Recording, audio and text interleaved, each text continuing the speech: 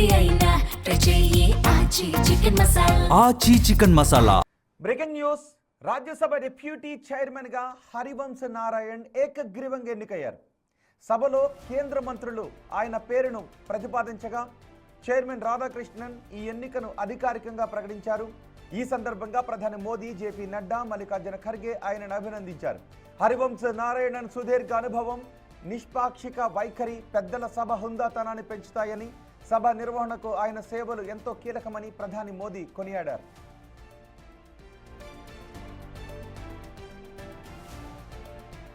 హరివంశ్కు ప్రధాని మోదీ శుభాకాంక్షలు తెలిపారు.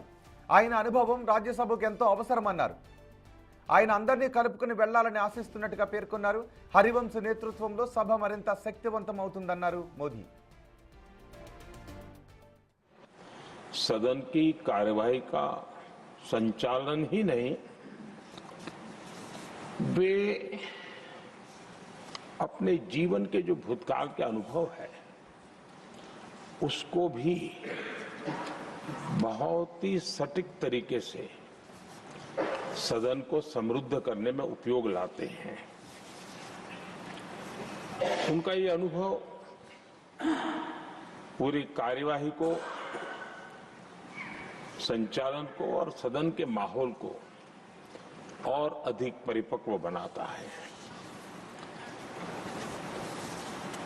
मुझे विश्वास है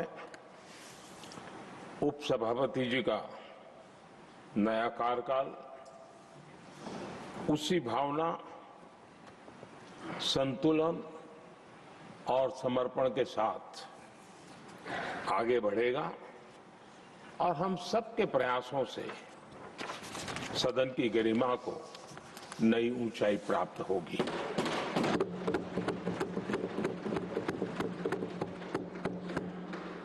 आदरणीय सभापति जी, हरिवंश जी का जन्म जेपी के गांव में हुआ और सहज रूप से ग्रामीण पृष्ठभूमि के कारण उन्होंने अपने गांव के विकास में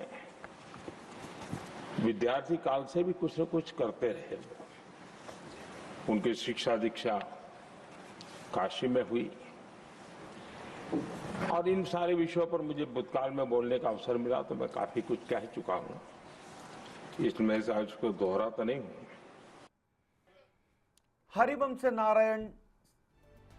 హరివంశ నారాయణ్కు కాంగ్రెస్ జాతీయ అధ్యక్షుడు మల్లికార్జున ఖర్గే అభినందనలు తెలిపారు. నామినేటెడ్ సభ్యుడిగా ఈ ఉన్నత పదవిని చేపట్టడం ఒక ఆదర్శమని కొనియాడారు ఆయన. అయితే 2019 నుంచి లోక్సభలో డిప్యూటీ స్పీకర్ పదవి ఖాళీగా ఉండటంపై ఆయన ఆందోళన వ్యక్తం చేశారు. ప్రజాస్వామ్య స్ఫూర్తిని కాపాడుతూ సభలో ప్రతిపక్షాలకు తగిన సమయం కేటాయించాలి అని హరివంశ నారాయణన్ ఈ సందర్భంగా ఖర్గే కోరారు.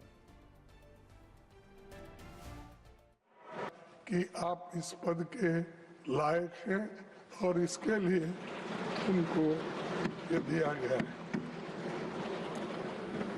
हमें इस बात से तकलीफ है कि संविधान अनुच्छेद 93 में निहित संवैधानिक भावना के विपरीत लोकसभा में 2019 से उपाध्यक्ष का पद खाली है.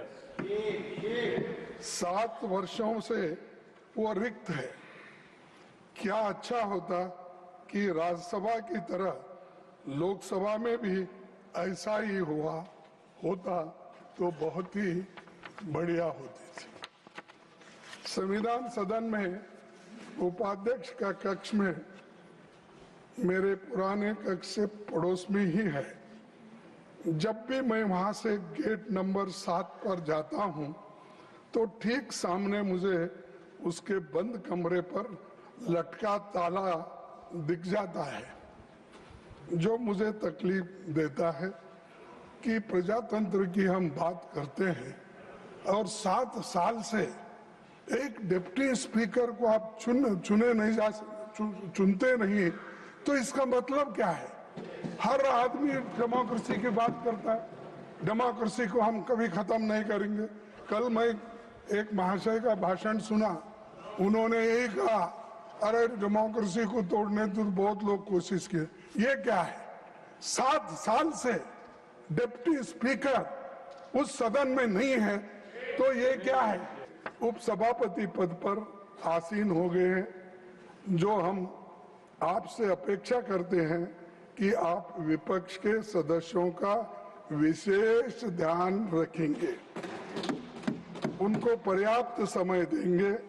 हमें आपसे किसी विशेष तवज्जो की अपेक्षा नहीं है, पर हम ये उम्मीद करते हैं कि विपक्ष को आप उचित महत्व जरूर देंगे, क्योंकि आप ये तीसरा टर्म है, आपका अनुभव ज्यादा हुआ है।